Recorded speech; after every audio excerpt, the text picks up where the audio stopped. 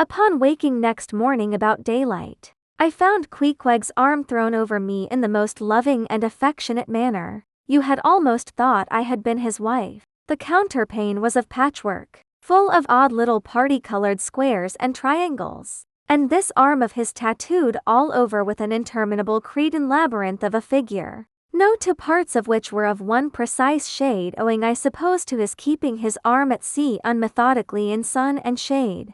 His shirt sleeves irregularly rolled up at various times. This same arm of his, I say, looked for all the world like a strip of that same patchwork quilt. Indeed, partly lying on it as the arm did when I first awoke, I could hardly tell it from the quilt. They so blended their hues together, and it was only by the sense of weight and pressure that I could tell that Queequeg was hugging me. My sensations were strange. Let me try to explain them. When I was a child, I well remember a somewhat similar circumstance that befell me. Whether it was a reality or a dream, I never could entirely settle. The circumstance was this. I had been cutting up some caper or other, think it was trying to crawl up the chimney, as I had seen a little sweep do a few days previous, and my stepmother, who, somehow or other, was all the time whipping me, or sending me to bed supperless. My mother dragged me by the legs out of the chimney and packed me off to bed, though it was only 2 o'clock in the afternoon of the 21st June,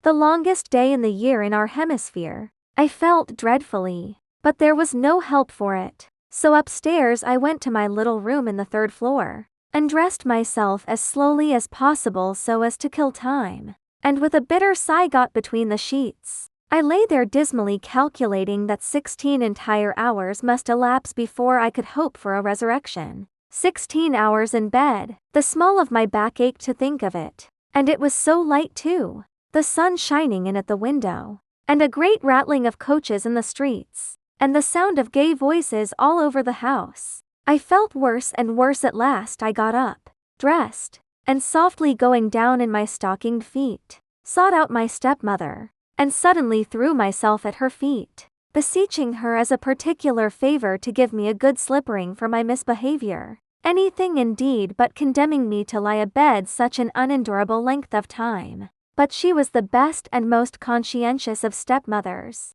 and back I had to go to my room. For several hours I lay there broad awake, feeling a great deal worse than I have ever done since, even from the greatest subsequent misfortunes. At last I must have fallen into a troubled nightmare of a doze, and slowly waking from it half steeped in dreams I opened my eyes, and the before sunlit room was now wrapped in outer darkness. Instantly I felt a shock running through all my frame. Nothing was to be seen, and nothing was to be heard, but a supernatural hand seemed placed in mine. My arm hung over the counterpane, and the nameless, unimaginable, silent form or phantom, to which the hand belonged, seemed closely seated by my bedside. For what seemed ages piled on ages, I lay there, frozen with the most awful fears, not daring to drag away my hand, yet ever thinking that if I could but stir it 1 single inch, the horrid spell would be broken. I knew not how this consciousness at last glided away from me,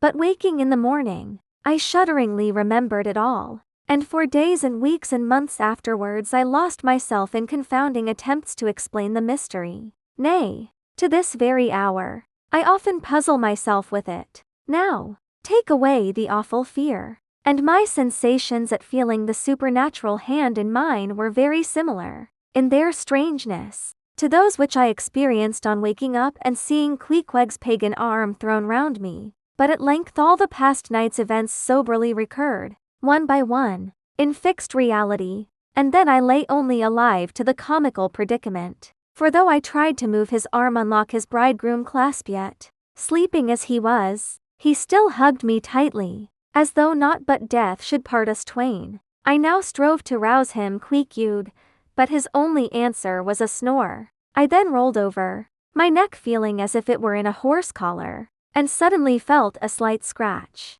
Throwing aside the counterpane, there lay the tomahawk sleeping by the savage's side, as if it were a hatchet-faced baby. A pretty pickle, truly, thought I. A bed here in a strange house in the broad day, with a cannibal and a tomahawk. Queequeg, in the name of goodness. Queequeg, Wake, at length, by dint of much wriggling, and loud and incessant expostulations upon the unbecomingness of his hugging a fellow male in that matrimonial sort of style, I succeeded in extracting a grunt, and presently, he drew back his arm, shook himself all over like a Newfoundland dog just from the water, and sat up in bed, stiff as a pikestaff, looking at me, and rubbing his eyes as if he did not altogether remember how I came to be there, though a dim consciousness of knowing something about me seemed slowly dawning over him. Meanwhile, I lay quietly eyeing him, having no serious misgivings now, and bent upon narrowly observing so curious a creature,